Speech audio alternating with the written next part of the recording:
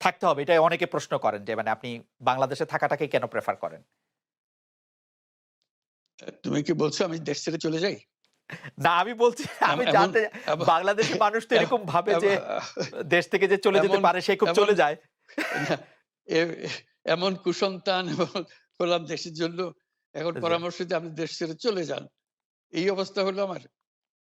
না, আমি তো না, না। মনে করি না আমার এই অবস্থা হয়েছে যে আমি দেশেরই সন্তান, এই দেশেই থাকবো, দেশের জন্য যে কাজ করি সেটাই করব, এটা যতদিন আমি বেঁচে আছি সেটাই করে যাব।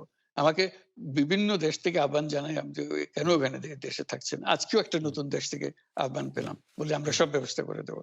এটা আর একটা নতুন দেশ যোগ হলো আছে। হুম। কিন্তু আপনি অ্যা আ আ আপনি বাংলাদেশেই থাকতে চান এবং আমাদের কাছে যেটি মানে আমরা সাংবাদিক হিসেবে আপনাকে প্রশ্ন করতেই হয়। আপনি দেখেছেন যে আপনার প্রতিষ্ঠিত গ্রামীণ ব্যাংকের একটি সংবাদ সম্মেলন হয়েছে।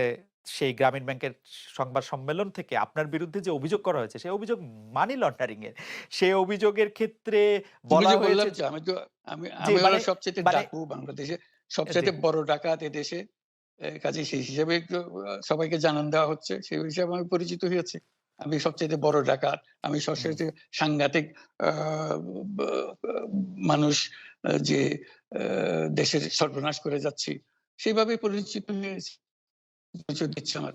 আপনি আমাদের একটু বলবেন যে আপনি বাংলাদেশের জন্য বা আপনার আ পরবর্তী লক্ষ্যগুলি কি সারা পৃথিবীর জন্য? আপনি তো শুধু বাংলাদেশ নিয়ে ভাবেন না যে আপনি আসলে কি করতে চান বা কেমন দুনিয়া চান বা কেমন বাংলাদেশ চান সেটা আপনার কি লক্ষ্য এই মুহূর্তে? ওই যে বললাম যে এটাই হলো আমাদের স্বপ্নের বীজতলা। যেগুলো যে আমাদের স্বপ্নগুলো একটা আসে, একটা নতুন আইডিয়া আসে।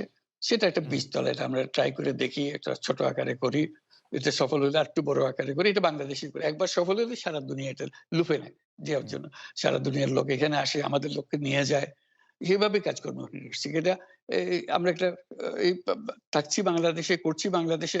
কিন্তু সারা দুনিয়ার লক্ষ্য আমাদের দিকে। আমরা কি করছি, কি চিন্তা করছি, কিভাবে এগুলো আ পরিচালনা করছি।